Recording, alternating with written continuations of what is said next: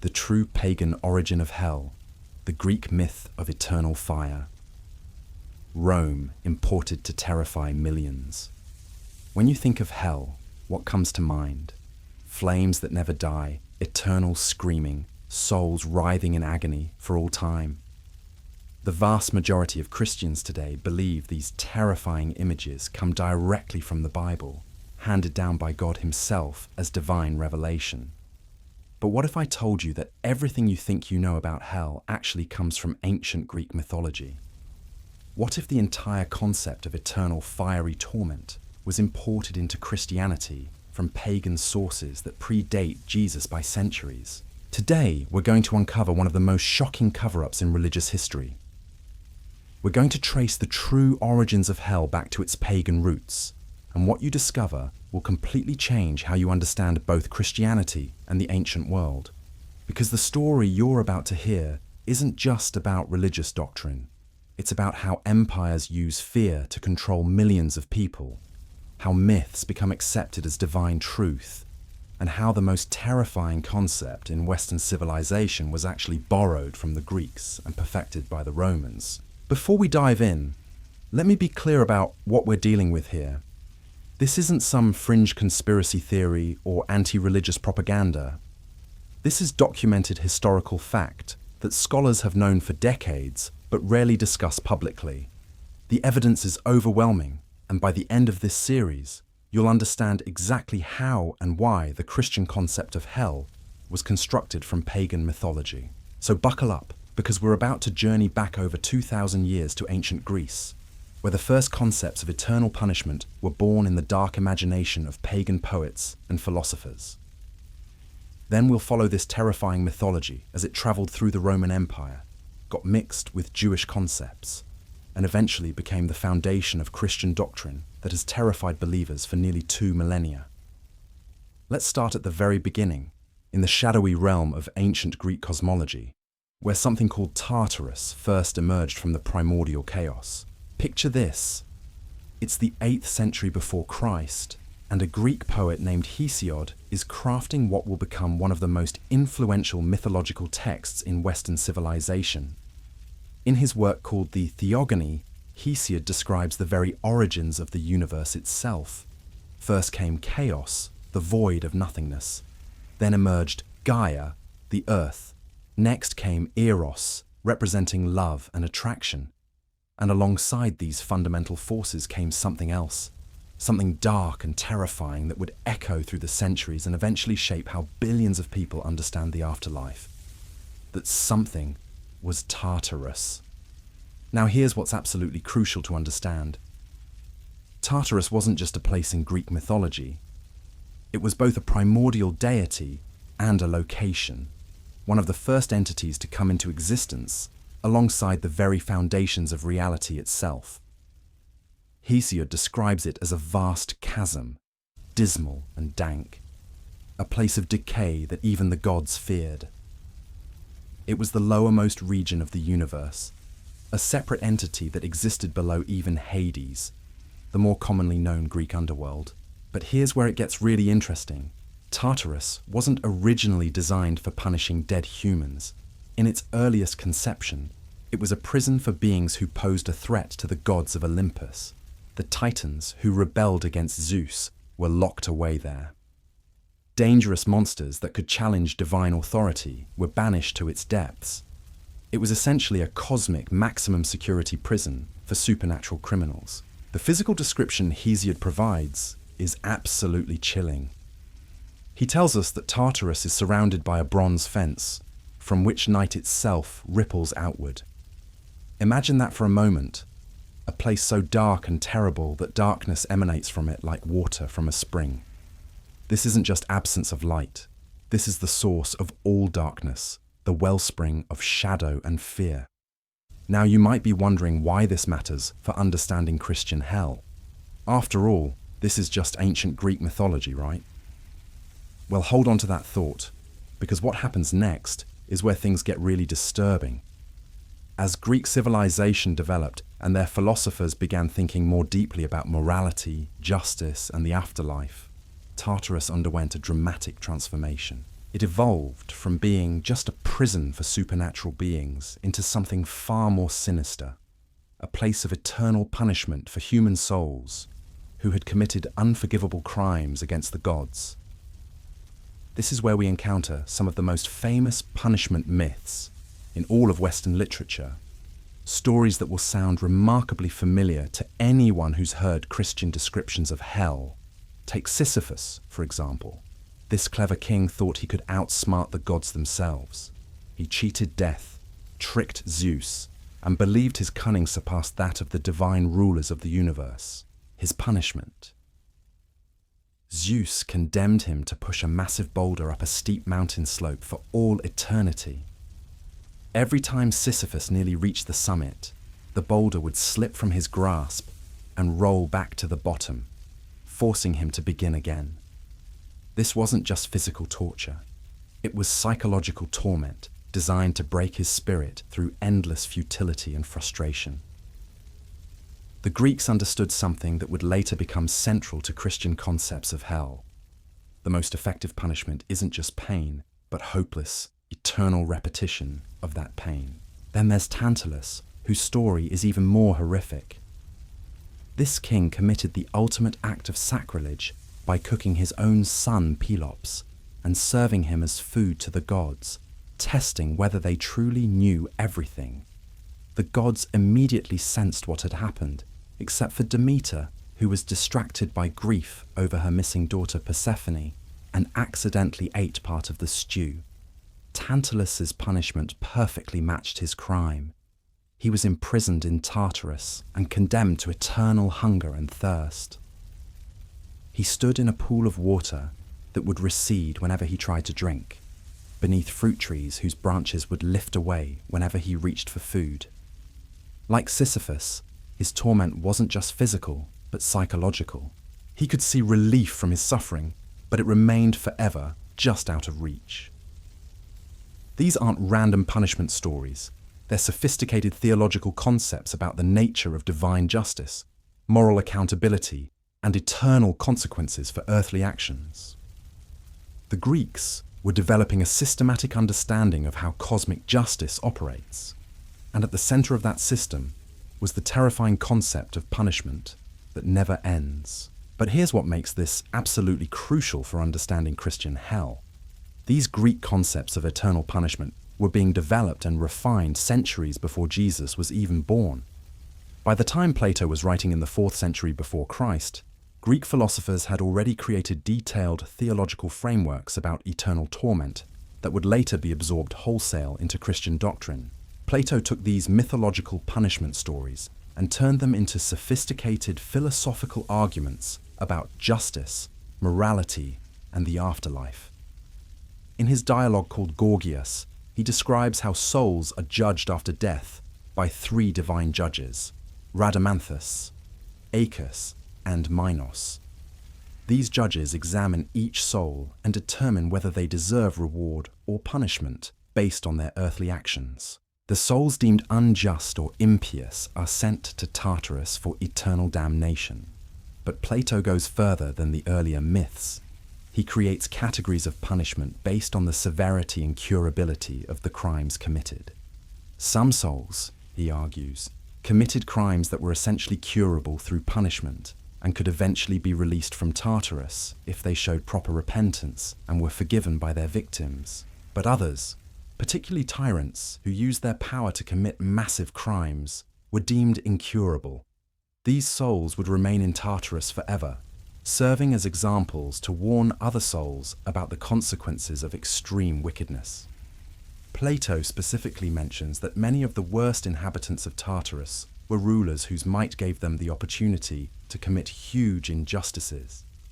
Do you see what's happening here? Centuries before Christianity even existed, Greek philosophers were developing sophisticated doctrines about eternal punishment, divine judgment, moral accountability, and the irreversible damnation of certain types of sinners.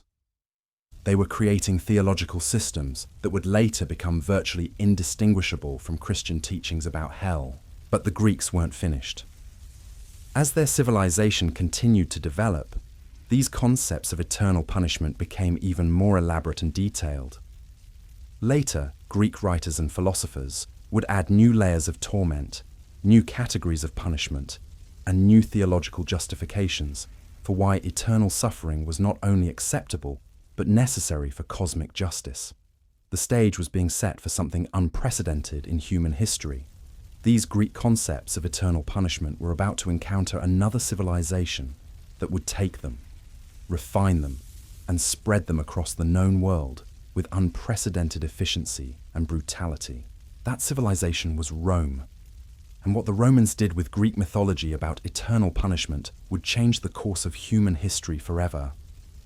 The Romans weren't content to simply adopt Greek mythology. They were master synthesizers, taking the raw materials of conquered cultures and forging them into something more powerful, more systematic, and infinitely more terrifying. When Roman civilization encountered Greek concepts of the underworld, they didn't just copy them, they perfected them. This transformation didn't happen overnight. As Roman power expanded across the Mediterranean, Roman poets, philosophers, and religious thinkers began absorbing Greek theological concepts and adapting them to serve Roman purposes. And nowhere is this more dramatically evident than in the work of one man whose vision of the underworld would become the single, most influential description of hell in all of Western literature.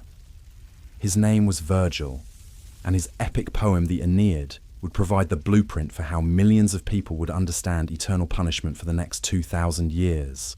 Virgil was writing during the reign of Augustus, at the height of Roman power and cultural confidence. The Aeneid was meant to be Rome's answer to Homer's great epics, a foundational myth that would establish Roman civilization as the destined inheritor of Greek culture and the rightful ruler of the world. But buried within this nationalist epic is something far more sinister, the most detailed and influential description of hell ever written in the ancient world. In Book 6 of the Aeneid, Virgil takes his hero Aeneas on a journey through the underworld. What Aeneas discovers there is a realm of such elaborate torment and systematic punishment that it reads like a preview of Dante's Inferno, written over 1,000 years before Dante was even born. This isn't coincidence. Dante explicitly used Virgil as his guide through hell because he recognized that the Roman poet had already mapped out the territory with unprecedented precision and psychological insight. Virgil's underworld is divided into distinct regions, each serving a specific purpose in the cosmic system of justice. There's the area where souls await judgment, the fields where those who died in war reside, and the blessed realm of Elysium, where the virtuous enjoy eternal happiness. But it's Virgil's description of Tartarus that concerns us, because this is where he takes Greek concepts of eternal punishment and amplifies them into something genuinely nightmarish. In Virgil's vision, Tartarus is surrounded by a triple wall and guarded by the Fury Tisiphone, who is described as girt with the lash and brandishing grim snakes as she calls upon her savage sister band to carry out punishments. The entrance to this realm of eternal torment yawns, sheer down, stretching into the gloom twice as far as our gaze goes up to Olympus rising toward the skies. Think about that image for a moment. Virgil is saying that hell extends downward into darkness for twice the distance that heaven extends upward into light. This isn't just a physical description. It's a theological statement about the relative power of punishment versus reward, damnation versus salvation. In Virgil's cosmos, the realm of eternal suffering is literally twice as vast as the realm of eternal bliss. But Virgil doesn't stop with architectural descriptions. He populates his Tartarus with specific categories of sinners, each receiving punishments that perfectly match their earthly crimes. Inside this fortress of eternal torment, the judge Rhadamanthus doles out judgments upon the most evil of sinners, and terrible tortures are carried out. Who are these sinners? Virgil is very specific. Many of them are people who defied the gods, particularly Jupiter, but others are there for crimes that will sound remarkably familiar to anyone who's heard Christian sermons about hell. There are those who betrayed their families through violence, greed, and adultery, and others who betrayed their countries through civil war. Virgil even includes a character named Phlegyas, who is described as being most in agony for burning Apollo's temple at Delphi. This burning soul cries out to all who can hear him, "Never scorn the gods. You all stand forewarned." Here we see something that will become absolutely central to Christian concepts of hell, the idea that the tormented serve as warnings to the living, that their eternal suffering has a didactic purpose in maintaining cosmic order. But what makes Virgil's vision truly revolutionary is how he systematizes these punishments. This isn't the chaotic, arbitrary torture that you might expect from ancient mythology. This is organized, purposeful, eternal justice administered by divine beings who understand exactly how to match punishment to crime. Every detail serves a larger theological purpose. The psychological sophistication of Virgil's vision is breathtaking. He understands that the most effective torture isn't just physical pain, but the complete destruction of hope. His Tartarus is designed not just to inflict suffering, but to demonstrate that this suffering will never end, that there is no appeal, no reprieve, no possibility of redemption for those who have been condemned. And here's what makes this absolutely crucial for understanding how Christian hell developed. Virgil's Aeneid became required reading throughout the Roman Empire. It was the literary masterpiece that every educated person knew by heart. Roman schools used it to teach not just language and poetry, but moral philosophy and religious concepts. For centuries, this vision of eternal punishment shaped how people throughout the Mediterranean world understood divine justice and the consequences of moral failure. When Christianity began spreading through the Roman Empire, it didn't encounter a blank slate. It encountered a population that had already been conditioned by centuries of Roman culture to accept detailed, systematic concepts of eternal punishment as both reasonable and necessary. Virgil's vision of Tartarus had prepared the ground for Christian concepts of hell in ways that most people never recognize. But the Roman contribution to hell mythology goes even deeper than literature. As Roman civilization matured, it developed increasingly sophisticated legal and administrative systems. The Romans were masters of organization, classification, and systematic implementation of policy. These same organizational principles that made Roman law and Roman government so effective were also applied to Roman concepts of the afterlife. Roman religious thinkers began developing detailed taxonomies of sin, elaborate procedures for posthumous judgment, and systematic approaches to eternal punishment that would later be seamlessly integrated into Christian theology. They created bureaucracies of damnation, administrative systems for sorting souls, and standardized procedures for implementing divine justice. The Romans also contributed something else that would prove crucial for the later Christian adoption of hell concepts. They made eternal punishment serve political purposes. Roman descriptions of the underworld consistently emphasized that the worst punishments were reserved for those who rebelled against legitimate authority, betrayed their rulers, or challenged the established social order. This wasn't accidental. Roman poets and philosophers understood that vivid descriptions of eternal punishment could serve as powerful tools for social control. If people believed that rebellion against authority would result in eternal torment, they would be much less likely to challenge the existing power structure. Hell, in Roman hands, became not just a theological concept, but a political weapon. By the time Christianity emerged as a significant force in the Roman world, these pagan concepts of eternal punishment had been refined, systematized, and weaponized by centuries of Roman cultural development. The infrastructure was already in place. The population was already conditioned to accept these ideas as natural and necessary. All that remained was for Christian theologians to adopt these ready-made concepts and claim them as divine revelation. But first, these Roman concepts of hell had to encounter the very different Jewish understanding of death and the afterlife. And when Greek and Roman mythology about eternal punishment collided with Hebrew concepts of Sheol, something unprecedented happened that would reshape the religious landscape of the entire world. That collision created the perfect storm that would birth the Christian doctrine of hell, and the consequences are still reverberating through our culture today. The collision between Roman concepts of eternal punishment and Hebrew understanding of the afterlife represents one of the most dramatic theological transformations in human history. To understand how this happened, we need to step back and examine what the ancient Hebrews actually believed about death and what came after it. The Hebrew concept was radically different from anything the Greeks or Romans had imagined. In the original Hebrew scriptures, there was no elaborate underworld filled with specialized torments. There was no cosmic courtroom where souls were sorted into categories of eternal reward or punishment. Instead, there was Sheol, and Sheol was something entirely different. Sheol was the great equalizer. When ancient Hebrews died, regardless of whether they were righteous or wicked, rich or poor, king or slave, they all went to the same place. Sheol was described as a shadowy realm beneath the earth, where the dead existed as pale reflections of their former selves. It wasn't punishment, and it wasn't reward. It was simply the natural destination of all human life. The Hebrew scriptures describe Sheol as the land of forgetfulness, a place that was dark and deep, often called the pit.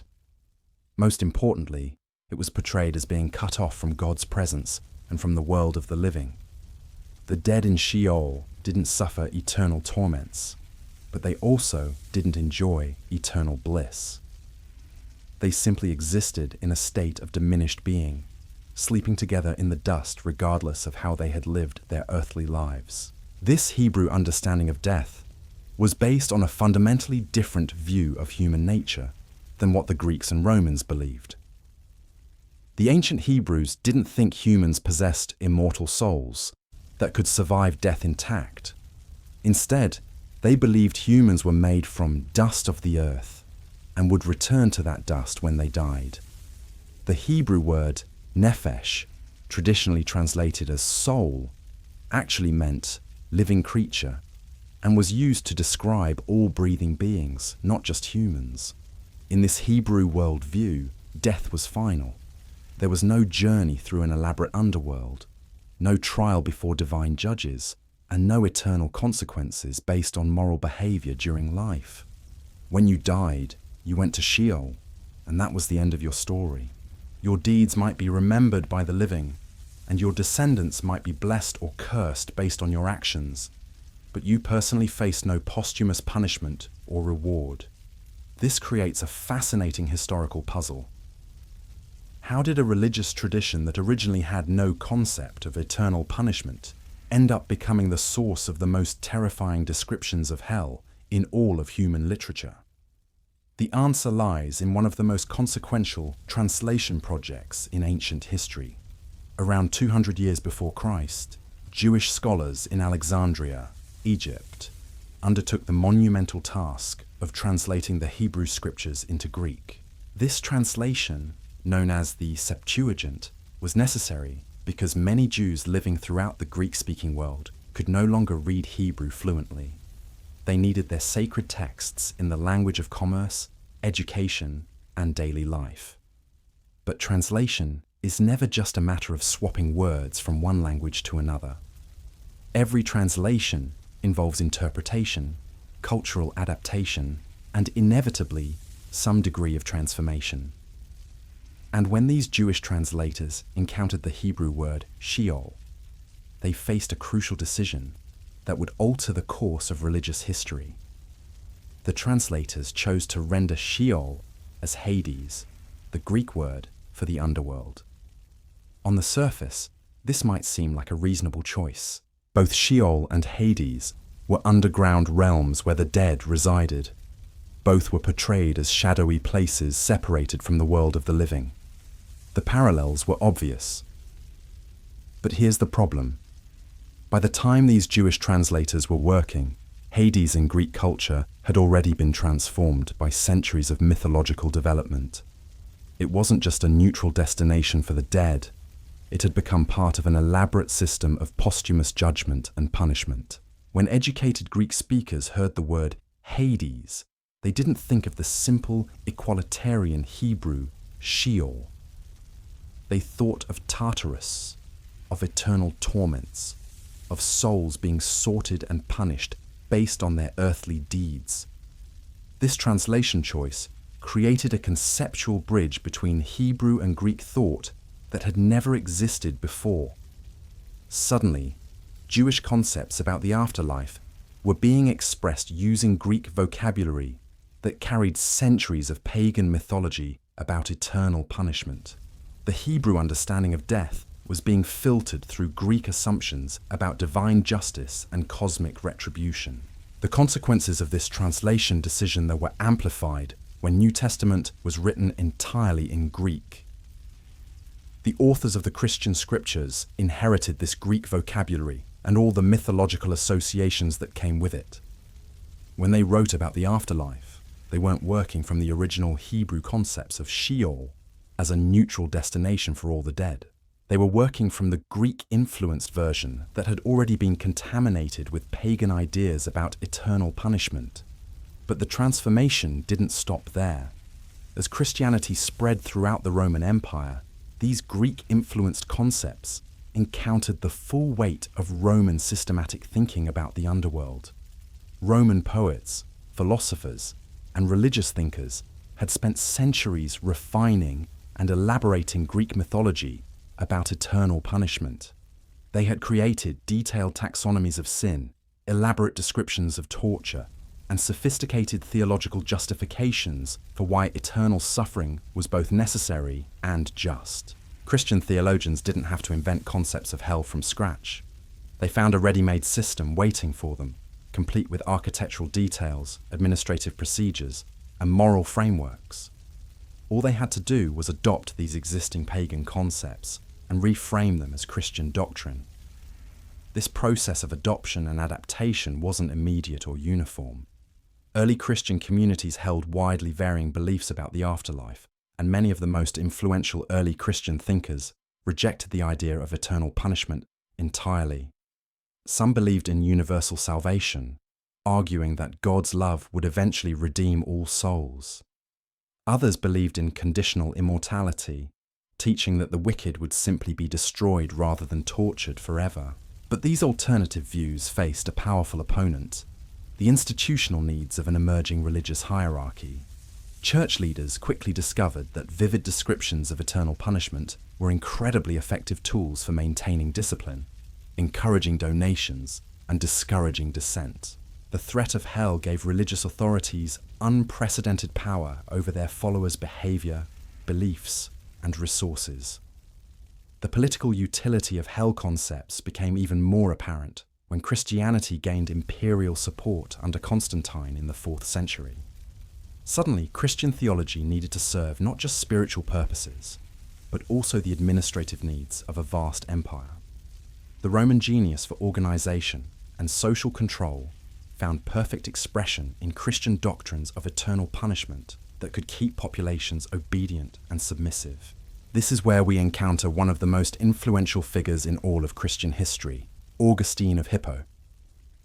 Augustine was a Roman intellectual who had been deeply influenced by Platonic philosophy before his conversion to Christianity. When he became a Christian theologian, he didn't abandon his philosophical training. Instead, he used it to systematize Christian doctrine in ways that made Greek and Roman concepts of eternal punishment seem not just compatible with Christianity, but essential to it. Augustine's contribution was crucial because he provided the theological framework that would dominate Western Christianity for over 1,000 years. He argued that humans possessed immortal souls that survived death intact, a concept taken directly from Platonic philosophy rather than Hebrew scripture. He taught that these immortal souls faced eternal consequences based on their earthly behavior, another idea borrowed from Greek and Roman sources. Most importantly, Augustine developed detailed theological arguments about why eternal punishment was not just acceptable, but necessary for divine justice. He drew heavily on Roman legal concepts, Greek philosophical arguments, and pagan mythological imagery to create a systematic Christian doctrine of hell that was far more elaborate and terrifying than anything found in the original Hebrew scriptures. Augustine's influence was so profound that his theological system became the foundation for both Catholic and Protestant concepts of hell. When medieval theologians like Thomas Aquinas refined Christian doctrine, they built on Augustine's Greek and Roman foundations. When Protestant reformers like Calvin and Luther challenged Catholic authority, they retained Augustine's hell-based theology almost unchanged. The result is that modern Christianity, both Catholic and Protestant, is built on a foundation of pagan mythology about eternal punishment that has been so thoroughly integrated into Christian doctrine that most believers assume it comes directly from divine revelation. The terrifying images of hell that dominate Christian imagination today aren't biblical. They're Greek and Roman, filtered through centuries of theological development and institutional manipulation. But the story doesn't end with Augustine.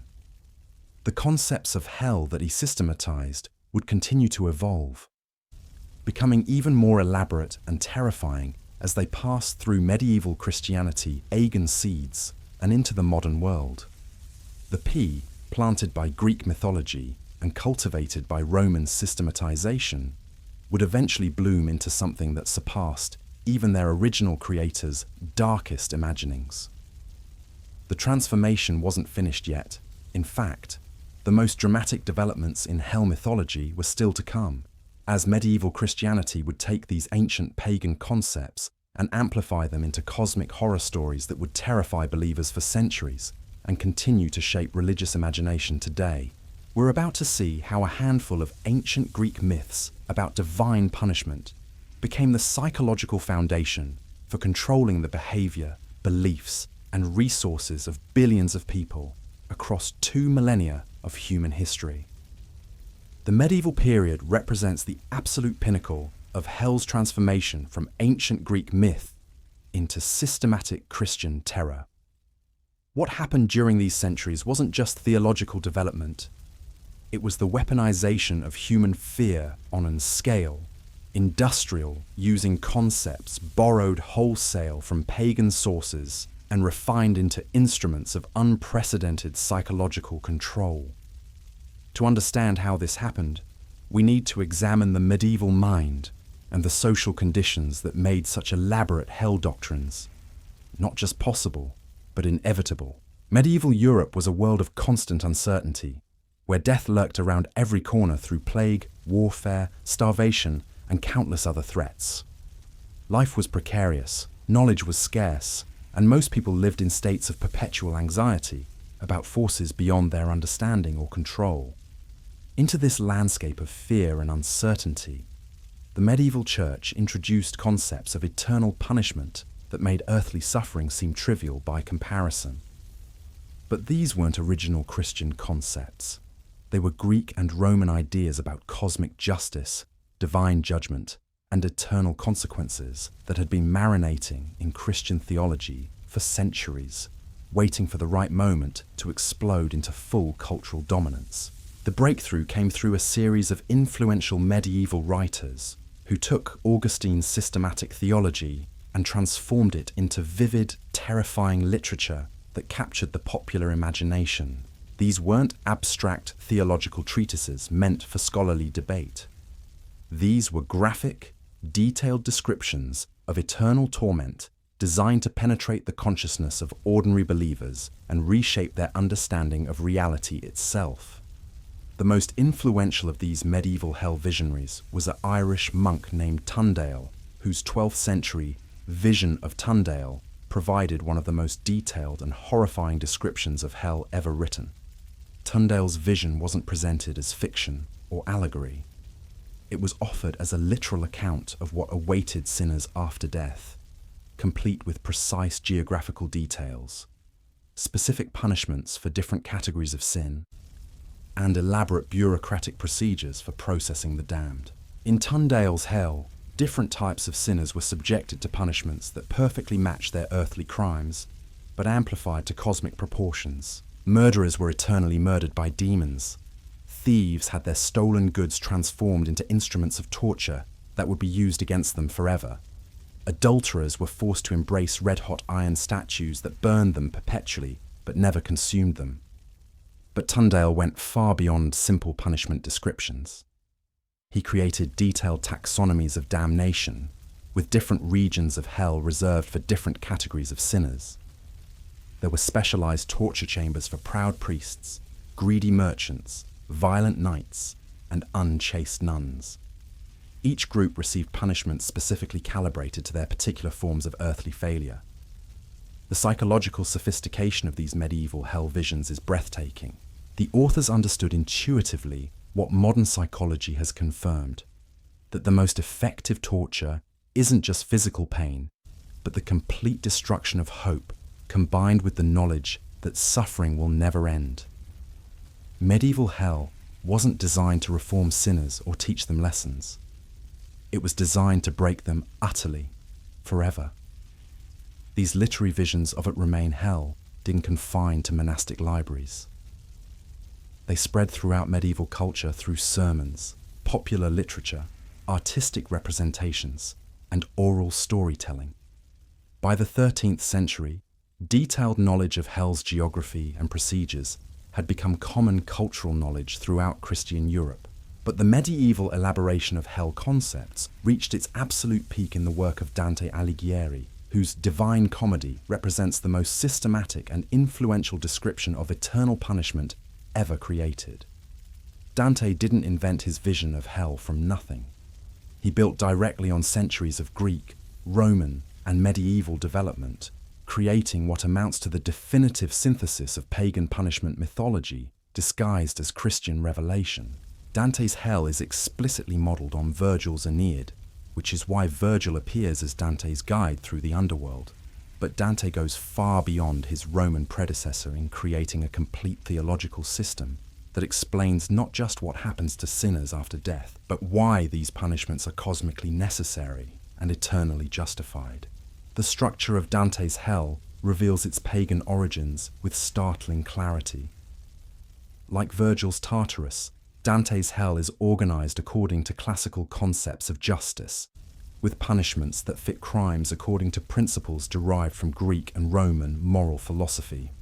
The famous inscription over Hell's Gate, "Abandon all hope, ye who enter here," is a direct echo of ancient Greek and Roman concepts about the finality and hopelessness of divine punishment. But Dante's most significant contribution wasn't literary, it was theological. His Divine Comedy provided a systematic framework for understanding eternal punishment that integrated Greek philosophical concepts, Roman legal principles, and medieval Christian doctrine into a coherent whole. For centuries after Dante, educated Christians understood hell not through biblical study, but through the lens of his pagan-influenced vision. The cultural impact of these medieval hell visions cannot be overstated. They fundamentally reshaped how people understood morality, justice, authority, and the meaning of human existence itself. The threat of eternal punishment became the foundation for medieval social control, influencing everything from personal behavior to political obedience to economic relationships. Medieval churches were decorated with elaborate artistic depictions of hell that reinforced these literary visions through visual imagery. Cathedral sculptures, illuminated manuscripts, and painted church walls provided constant reminders of what awaited those who defied religious or secular authority.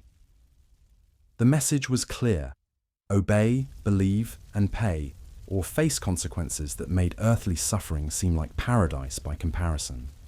But the medieval development of hell concepts had consequences that extended far beyond religious control. These elaborate punishment mythologies began to reshape fundamental assumptions about human nature, moral responsibility, and the structure of reality itself.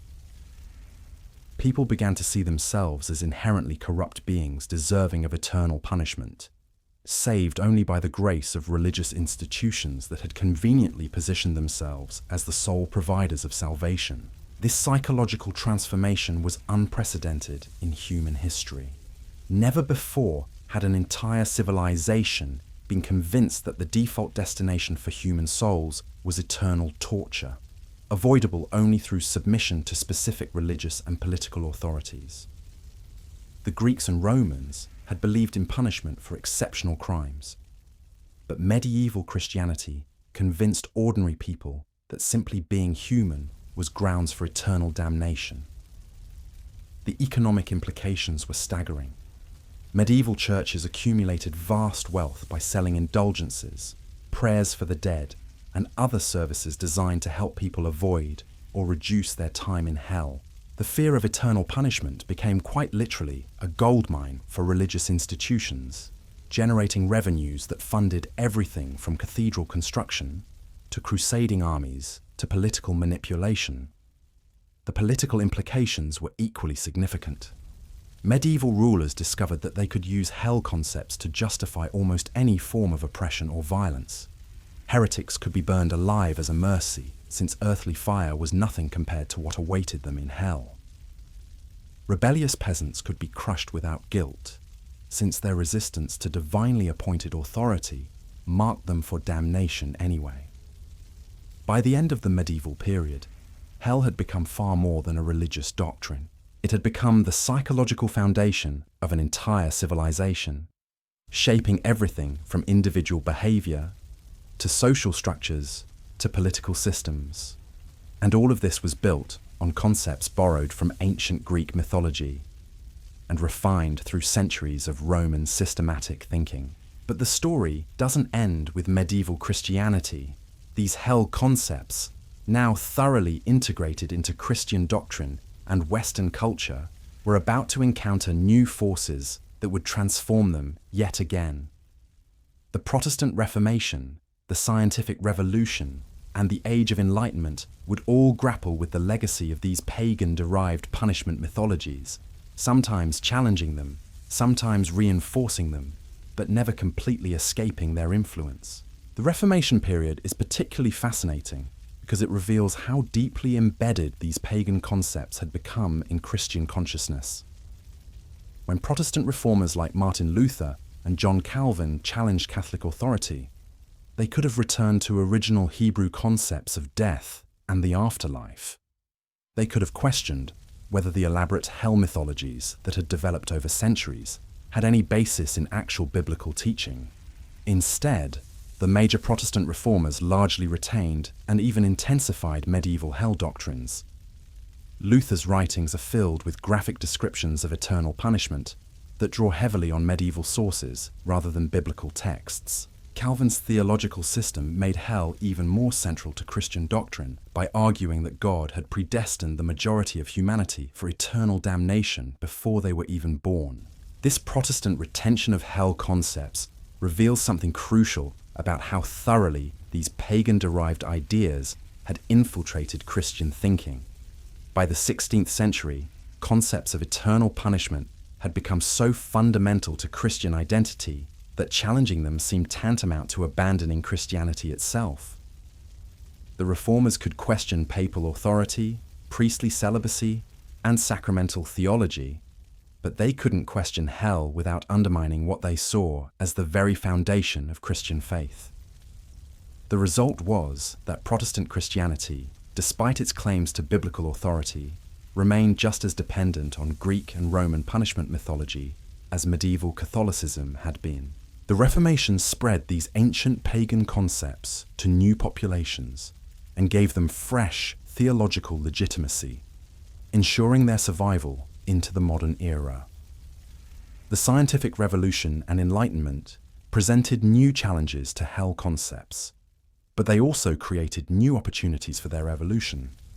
As traditional cosmology gave way to modern astronomy, theologians could no longer locate hell as a physical place beneath the earth, but rather than abandoning hell concepts entirely, they transformed them into psychological and spiritual realities that were supposedly even more terrifying than physical torture.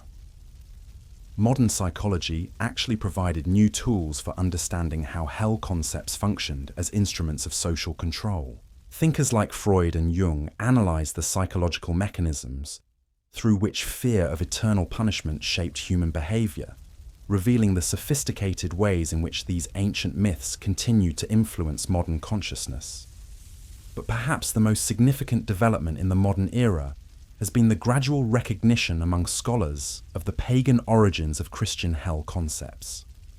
Archaeological discoveries, advances in comparative religion, and improved understanding of ancient languages have made it increasingly difficult to deny that Christian hell doctrines are built on foundations borrowed wholesale from Greek and Roman mythology. This scholarly recognition has created a crisis for modern Christianity that hasn't been fully resolved.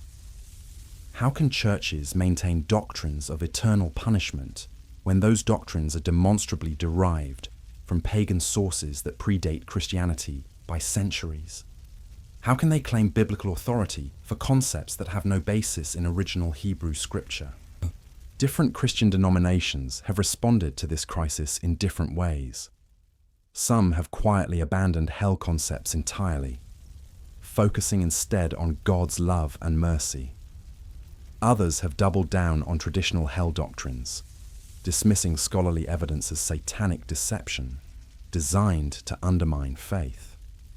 Still others have attempted various compromise positions, trying to maintain hell concepts while acknowledging their problematic origins. But regardless of how individual churches respond, the historical evidence is overwhelming and undeniable. The Christian concept of hell is not biblical revelation. It is pagan mythology that has been so thoroughly integrated into Christian doctrine that most believers cannot imagine Christianity without it.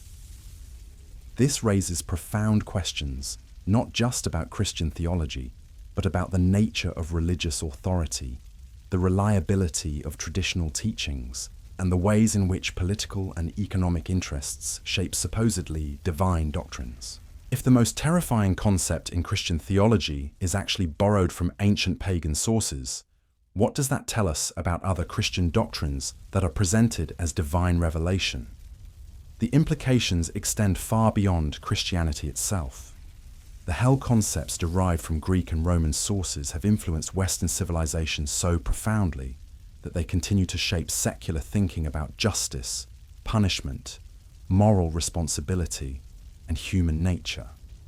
Even people who reject religious belief often retain psychological patterns and moral assumptions that were originally designed to support belief in eternal punishment. Understanding the pagan origins of hell concepts isn't just an academic exercise in historical research. It's a key to understanding how fear has been used throughout Western history to control human behavior, limit human potential, and concentrate power in the hands of religious and political authorities. The same psychological mechanisms that made ancient Greek punishment myths effective tools for social control continue to operate in modern contexts. Often in ways that people don't consciously recognize. The story we've been tracing isn't just about the past, it's about the present and the future. As long as people remain unaware of how these ancient fear-based control systems operate, they remain vulnerable to manipulation by anyone skilled enough to activate the psychological triggers that were first developed in ancient Greece and perfected in Imperial Rome. But knowledge is power. And understanding the true origins of these concepts can be liberating. When people realize that their deepest fears about death and punishment aren't based on divine revelation, but on ancient mythology designed to serve political purposes, they can begin to question other assumptions they may have inherited from the same sources. The journey from ancient Greek Tartarus to modern Christian hell reveals one of the most successful propaganda campaigns in human history. It shows how a handful of punishment myths created by ancient poets and philosophers became the psychological foundation for controlling billions of people across 2 millennia. But it also shows that these concepts are human creations, not divine revelations. And like all human creations, they can be understood, critiqued, and ultimately transcended. The power of these ancient myths lies not in their truth, but in their ability to trigger deep psychological responses that bypass rational analysis. Once we understand how they work, we can choose whether to remain under their influence or to forge new paths based on different assumptions about human nature, morality, and the meaning of existence itself. This is why understanding the pagan origins of hell isn't just important for religious history. It's essential for anyone who wants to understand how fear has been weaponized throughout Western civilization and how that weaponization continues to influence our world today. The transformation of hell concepts didn't stop with medieval Christianity or the Protestant Reformation. In fact, some of the most dramatic developments were yet to come, as these ancient Greek myths encountered the New World and the unique conditions of American Christianity. When European colonists brought Christianity to the Americas, they carried with them centuries of accumulated hell mythology that had grown far beyond anything the original Greek creators could have imagined. But America provided something that European Christianity had never had: a blank cultural slate where these fear-based doctrines could be implemented without the restraints of established tradition or competing religious authorities. The result was an explosion of hell-focused Christianity that made medieval European versions look restrained by comparison. American preachers took the Greek and Roman concepts that had been filtered through Augustine, medieval visionaries, and Protestant reformers, and amplified them into psychological weapons of unprecedented power. Consider the phenomenon of the Great Awakening in the 18th century, where preachers like Jonathan Edwards used vivid descriptions of eternal torment to trigger mass religious conversions. Edwards' famous sermon, "Sinners in the Hands of an Angry God," is essentially a masterclass in how to ancientize a population into submission. But Edwards' Greek punishment mythology to terror wasn't creating his hell imagery from biblical sources. He was drawing on the same Greek and Roman concepts of divine justice, eternal punishment, and cosmic retribution that had been developing for over 2,000 years. His description of sinners hanging over hell like spiders suspended over a flame comes directly from the tradition that began with Hesiod's Tartarus and was refined by Virgil's Aeneid. What made American hell preaching so effective was its combination of ancient psychological techniques with modern communication methods. Where medieval priests had to rely on Latin sermons that most people couldn't understand, American preachers could deliver their terror-based messages in vivid vernacular language that penetrated directly into listeners' consciousness.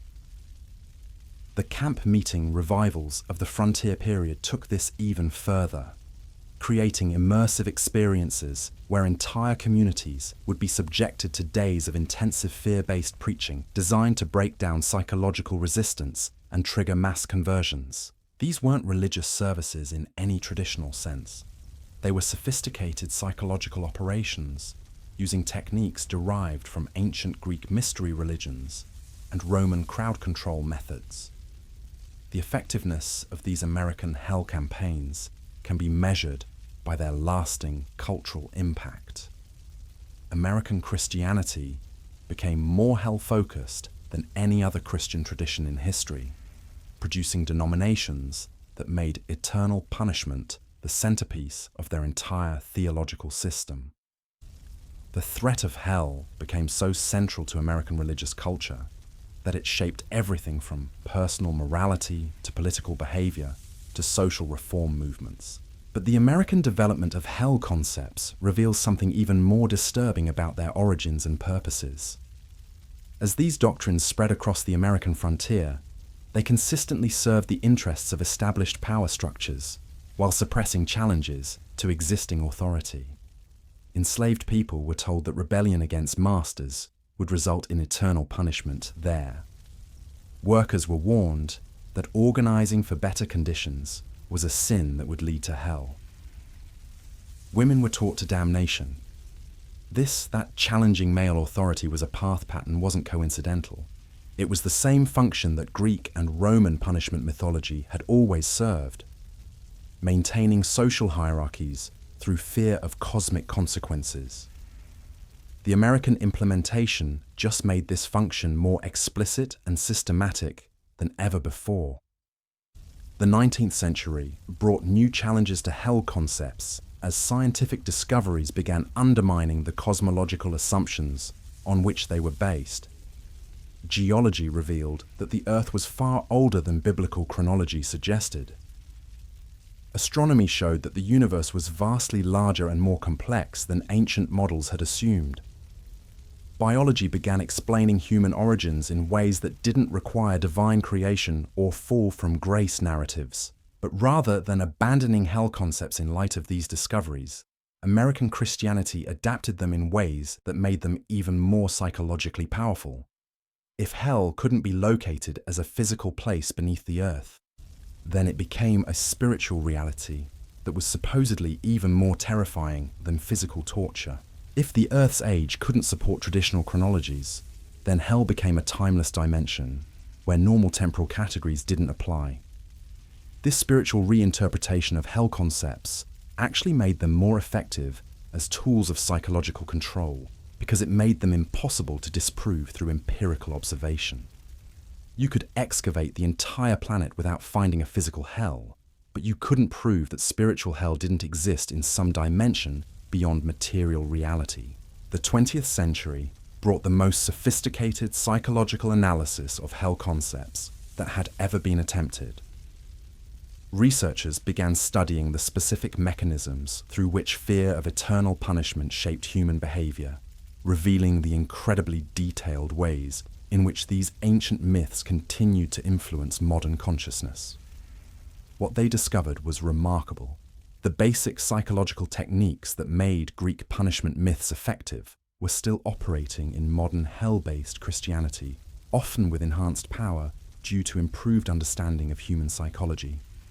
Modern hell preaching used the same fear-triggering mechanisms that ancient Greek mystery religions had developed, but refined through centuries of practical application and theoretical development. Psychologists also began recognizing the profound damage that hell concepts could inflict on human mental health.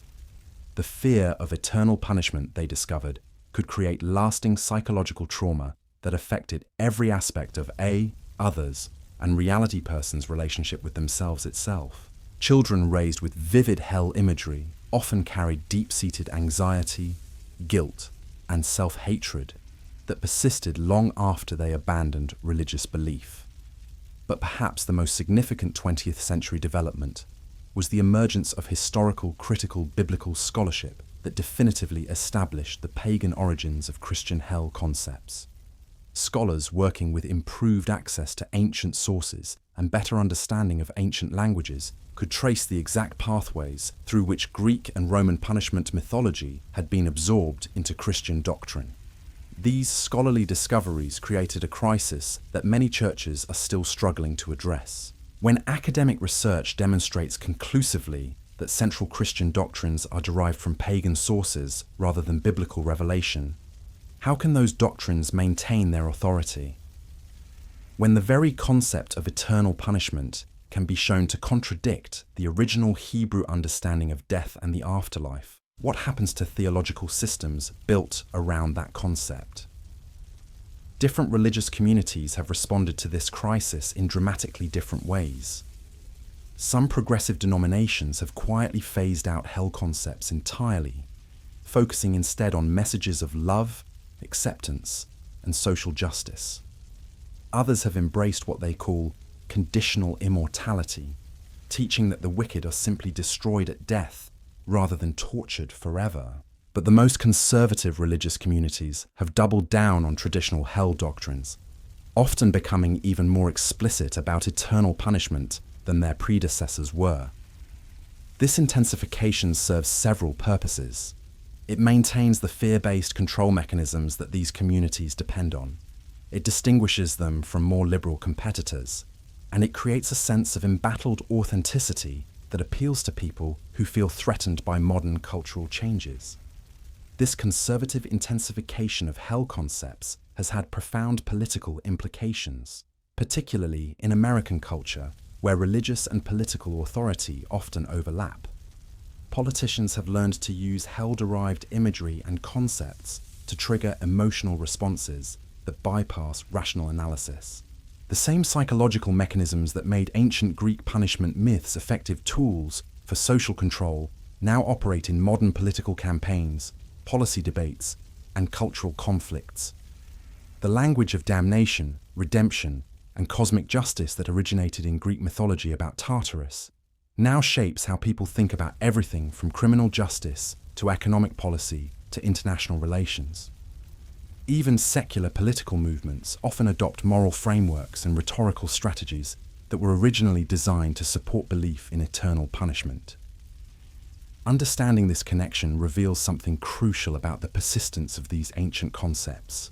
They survive not because they're true, but because they're useful to people who want to control others' behavior. The same fear-triggering mechanisms that made Greek punishment myths effective in ancient Athens continue to work in modern democracies, often with enhanced power due to mass communication technologies. But the 21st century has also brought new opportunities for people to understand and transcend these ancient control systems. Access to historical information that was once restricted to scholarly elites is now available to anyone with an internet connection. Psychological research that reveals how fear-based manipulation works is increasingly accessible to ordinary people. This democratization of knowledge creates unprecedented opportunities for breaking free from psychological patterns that have dominated Western civilization for over 2,000 years. When people understand that their deepest fears about death and punishment aren't based on divine revelation, but on ancient political propaganda, they can begin to make conscious choices about which beliefs and values to embrace. The journey from Greek Tartarus to modern hell concepts reveals one of the most successful examples of cultural transmission in human history. A handful of punishment myths created by ancient poets became the foundation for controlling human behavior across multiple civilizations and centuries. But understanding this transmission process also reveals the entirely human origins of these concepts and their vulnerability to conscious analysis and rejection. The power these ancient myths continue to wield depends entirely on people not understanding where they came from or how they function. Once the mechanisms become visible, the spell begins to break. People can choose to remain under the influence of fear-based control systems designed by ancient Greek poets, or they can forge new paths based on different assumptions about human nature, morality, and the meaning of existence. This choice isn't just personal, it's civilizational. As more people understand the pagan origins of concepts that have shaped Western culture for millennia, the possibility emerges for developing new approaches to ethics, justice, and social organization that aren't built on foundations of fear and punishment. The Greeks gave us democracy, philosophy, mathematics, and theatre, but they also gave us systematic concepts of eternal punishment that have been used to terrorize and control people for over 2,000 years. Understanding both gifts allows us to embrace the positive contributions while rejecting the destructive ones. The story of hell's pagan origins isn't just about religious history. It's about the power of ideas to shape human experience across vast spans of time and space. It's about how concepts created for specific purposes in specific contexts can take on lives of their own, influencing cultures and civilizations in ways their original creators never intended. But it's also about the possibility of conscious choice in relation to inherited ideas. We don't have to remain prisoners of ancient Greek psychological manipulation techniques, no matter how successfully they've been transmitted through centuries of religious and cultural development. Understanding where these concepts came from and how they function gives us the power to choose whether they continue to shape our individual and collective futures. The pagan origins of hell aren't a secret anymore. The historical evidence is overwhelming and increasingly accessible. The psychological mechanisms are well understood. The political functions are clearly visible. What remains is for individuals and communities to decide what to do with this knowledge. Some will choose to ignore it, preferring familiar fears to uncomfortable truths. Others will use it to break free from psychological patterns that have limited human potential for far too long. Still others will find ways to preserve valuable aspects of traditional wisdom, while discarding elements that serve primarily to concentrate power in the hands of those who claim to speak for God. Whatever choices people make, they'll be making them with fuller knowledge of what they're choosing between. The ancient Greek poets who first imagined Tartarus could never have predicted how far their punishment myths would travel or how profoundly they would shape human civilization. But their creations have finally encountered something they were never designed to survive: complete understanding of their origins, mechanisms, and purposes. The age of unconscious submission to inherited fear is ending. What comes next depends on what people choose to build on foundations other than terror, control, and the promise of eternal punishment for those who dare to think differently. The question that haunts us today isn't whether these ancient concepts will continue to influence human civilization. The question is how consciously we'll participate in that influence, and what we'll do with the knowledge of their true origins. Consider for a moment the psychological sophistication of what we've uncovered. The ancient Greeks didn't just create random horror stories about the afterlife. They developed systematic approaches to fear-based control that were so effective, they've survived virtually unchanged for over 2 millennia. These weren't primitive superstitions dreamed up by unsophisticated ancient minds. They were carefully crafted psychological weapons designed by some of the most brilliant thinkers in human history. When Plato wrote about eternal punishment in his dialogues, he wasn't engaging in abstract philosophical speculation. He was laying the groundwork for social control systems that would eventually govern the behavior of billions of people. When Virgil crafted his vision of Tartarus in the Aeneid, he wasn't just telling entertaining stories. He was creating the template for how future civilizations would understand justice, morality, and the consequences of challenging established authority. The genius of these ancient systems lies in their ability to make people police themselves. Once you convince someone that invisible cosmic forces are monitoring their every thought and action, ready to impose eternal consequences for any deviation from approved behavior, you no longer need physical enforcement mechanisms. The fear becomes internalized, self-perpetuating, passed down through generations as natural and inevitable truth. This internalization process is so thorough that most people never question whether their deepest fears about death and punishment actually make logical sense or correspond to any verifiable reality. They simply accept these fears as part of the fundamental structure of existence, like gravity or the need for food and water. The possibility that these fears might be artificially constructed and deliberately implanted rarely enters conscious consideration. But here's what makes this particularly insidious. The very act of questioning these concepts triggers the fear response they were designed to create. People who begin to doubt hell doctrines often experience intense anxiety about the consequences of their doubt. They worry that questioning eternal punishment might itself be a sin, worthy of eternal punishment. The system is designed to protect itself from rational analysis by making such analysis feel psychologically dangerous. This self-protecting feature reveals the sophisticated understanding of human psychology that went into crafting these ancient control systems. The Greek philosophers who developed these concepts understood something that modern psychology has confirmed. The most effective forms of control are those that make people want to be controlled, that make resistance feel more dangerous than submission. The religious institutions that inherited and refined these Greek concepts understood this principle intuitively. They discovered that people who were genuinely terrified of eternal punishment would not only obey religious authority themselves, but would actively work to ensure that others obeyed as well. Fear of hell turned ordinary believers into unpaid enforcement agents for religious hierarchies, multiplying the control capacity of institutional authority exponentially.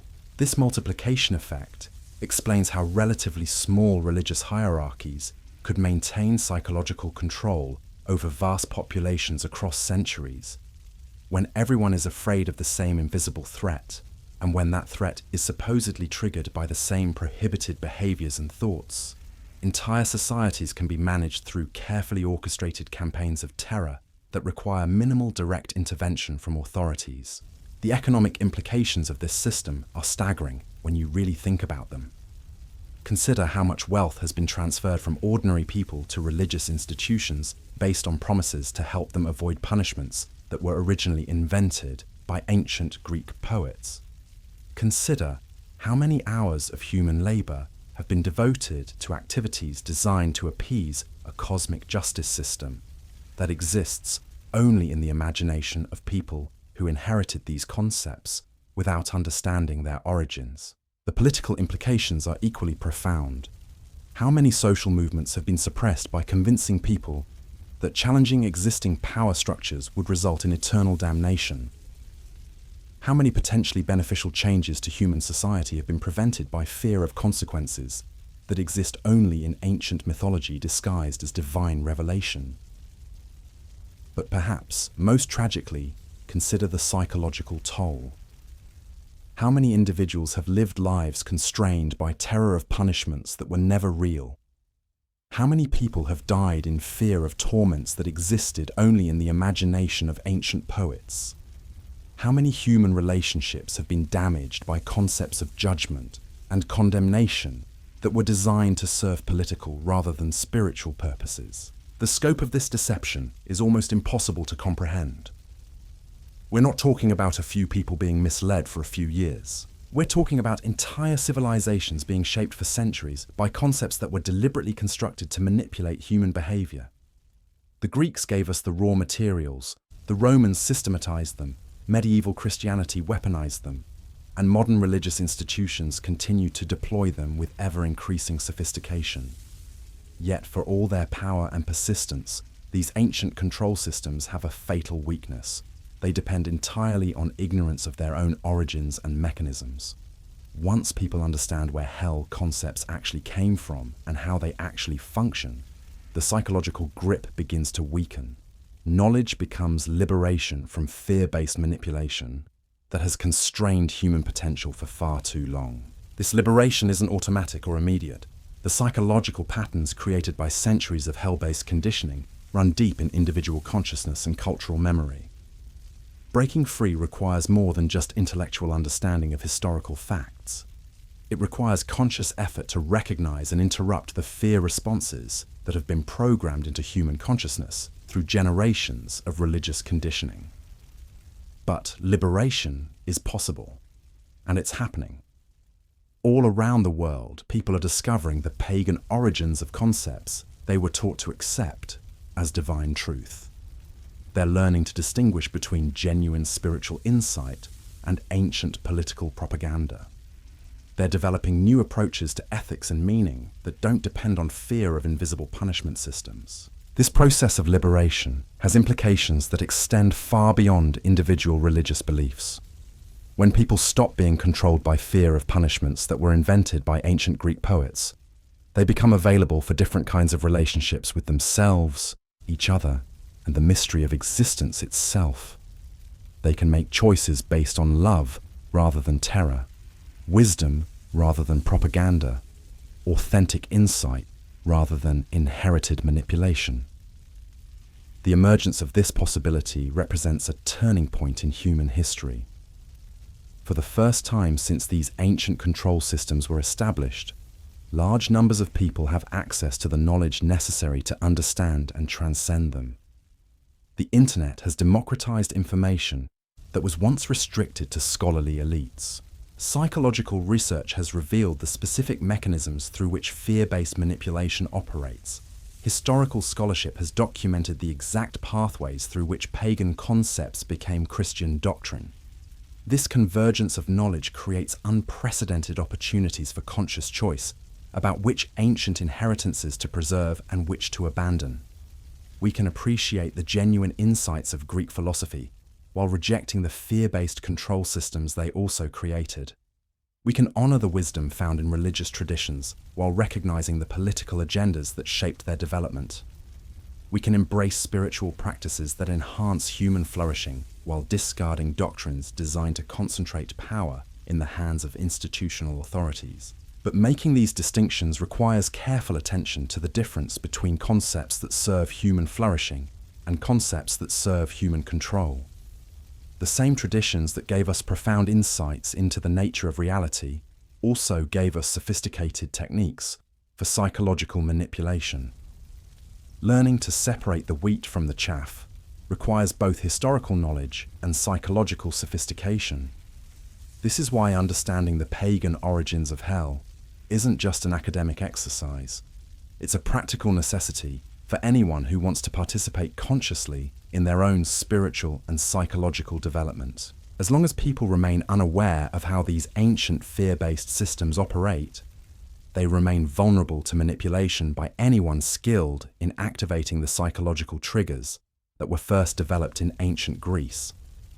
The knowledge we've explored in this investigation provides tools for recognizing and resisting such manipulation, whether it comes from religious institutions, political movements, or any other source that uses fear of cosmic consequences to control human behavior. Understanding how these systems work is the first step toward freedom from their influence, but knowledge alone isn't sufficient. Liberation from ancient control systems also requires developing new sources of meaning, purpose, and moral guidance that don't depend on fear of punishment. This is perhaps the greatest challenge facing people who recognize the pagan origins of hell concepts. What do you build on the foundation left behind when you remove structures that have supported human civilization for thousands of years? The answer to this question is still emerging as more people grapple with the implications of understanding hell's true origins. Some find meaning in scientific exploration of the natural world. Others discover purpose in working to reduce suffering and increase flourishing for all conscious beings. Still others develop spiritual practices based on direct experience rather than inherited doctrine. What all these approaches share is a commitment to making choices based on understanding rather than fear, wisdom rather than propaganda, authentic insight rather than ancient political manipulation. They represent attempts to build human civilization on foundations other than terror of invisible punishment systems created by poets and philosophers who lived over 2,000 years ago. The success of these attempts will determine not just the future of religion, but the future of human consciousness itself. Will we continue to be shaped by psychological patterns designed to serve the political needs of ancient empires? Or will we develop new approaches to meaning and morality that reflect our current understanding of psychology, history, and human potential? The ancient Greeks who first imagined Tartarus could never have predicted that their punishment myths would travel so far or influence so many people for so many centuries. But they also could never have predicted that their creations would eventually encounter complete understanding of their origins, mechanisms, and purposes. What happens next depends on what people choose to do with this understanding. The age of unconscious submission to inherited fear is ending, but what replaces it isn't predetermined. The knowledge exists to transcend ancient control systems, but knowledge must be applied consciously and persistently to become effective liberation. Understanding the pagan origins of hell is just the beginning of a much larger process of conscious choice about which aspects of human inheritance to preserve and which to abandon. This process is already underway, but its outcome remains uncertain. Will humanity choose to build its future on foundations of fear and control that were established in ancient Greece? Or will we use our understanding of those foundations to construct something entirely different, something based on wisdom rather than terror, love rather than punishment, authentic insight rather than inherited manipulation?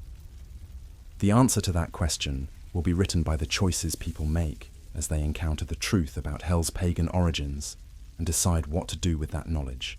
The ancient control systems have finally met their match in complete understanding of their nature and function. What emerges from this encounter will shape human civilization for generations to come. The Greeks gave us the concept of eternal punishment, but they also gave us the tools of rational inquiry that eventually revealed the human origins of that concept. Perhaps their greatest gift wasn't the fear-based control systems they created, but the intellectual methods that eventually allowed us to see through those systems and choose something better. That choice is before us now, individually and collectively. The knowledge exists. The understanding is available. What remains is the courage to act on that understanding and build something worthy of our full human potential, freed from the psychological constraints that ancient poets designed to serve the political needs of vanished empires. The transformation we've traced from ancient Greek Tartarus to modern Christian hell represents something far more profound than just the evolution of religious doctrine. What we're looking at is perhaps the most successful example of psychological warfare in human history, a campaign so effective that its victims don't even realize they've been conquered. Think about the sheer audacity of what happened here. A handful of ancient Greek poets and philosophers created fictional punishment scenarios designed to maintain social order in their own time and place. These concepts were then systematically refined by Roman administrators who understood how to weaponize fear for imperial purposes. Medieval theologians transformed them into elaborate theological systems that could control every aspect of human behavior. And finally, modern religious institutions have deployed them with technological precision to manage the beliefs and resources of billions of people across the globe. The psychological mechanisms at work here are so sophisticated that they make modern advertising and political propaganda look primitive by comparison. The ancient Greeks understood something that we're only beginning to rediscover through neuroscience and behavioral psychology, that the human brain is wired to prioritize survival threats above all other considerations. When you convince someone that their eternal survival depends on specific behaviors and beliefs, you've essentially hijacked their entire decision-making apparatus. This hijacking process operates below the level of conscious awareness, which is what makes it so devastatingly effective. People don't choose to be controlled by fear of hell. They simply find themselves making choices that seem rational and necessary given their understanding of cosmic reality. The fear becomes so deeply embedded in their psychological architecture that it feels like a natural part of their personality rather than an artificially implanted control mechanism. The evidence is overwhelming and undeniable. The hell that has terrified Christians for 2,000 years wasn't revealed by God or found in Hebrew scripture. It was invented by ancient Greek poets, systematized by Roman administrators, and weaponized by medieval theologians who understood exactly how to use fear as the ultimate tool of control. From Hesiod's Tartarus to Dante's Inferno, every terrifying detail was crafted by human imagination, not divine revelation. The question now isn't whether this is true, but what you'll do with this knowledge. Will you remain captive to ancient myths designed to control your behavior, or will you choose freedom based on understanding rather than terror?